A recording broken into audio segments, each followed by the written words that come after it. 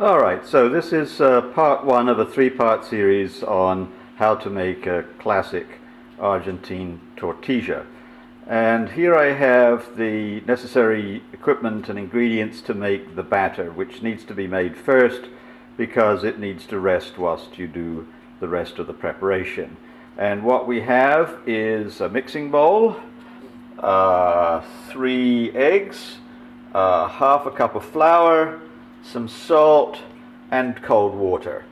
I have the water in a kettle because I'm doing this one-handed whilst I film, and I just need a quick way to be able to get the water in. It's not in a kettle because it's warm or anything like that.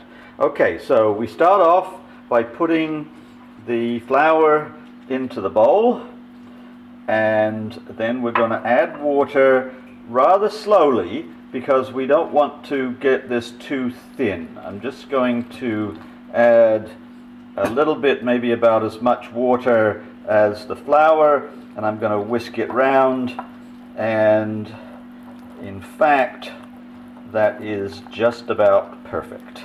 You can see it's actually quite thick. It's going to be thinned by the eggs, so that's good enough. Now you can add also a little bit of salt. I'm not going to because I don't cook with salt, but it's not such a bad idea if you do. And now I'm going to add the eggs. I'm going to add them one at a time, and if I can, and beat well.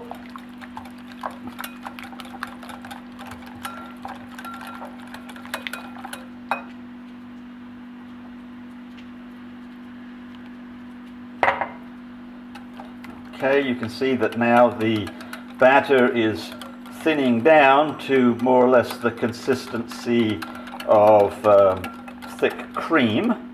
And one more egg.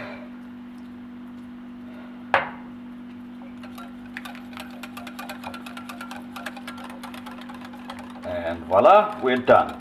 Now, it's important to make the batter first because it ought to rest for anywhere from 10 to 20 minutes before you actually cook it. So if you make the batter first, you can put it aside. There's no need to refrigerate it, but just put it aside and let it rest and give it a little whisk when you're ready to make the tortilla. Okay, we'll go on to part two in a little bit, which is cooking the filling.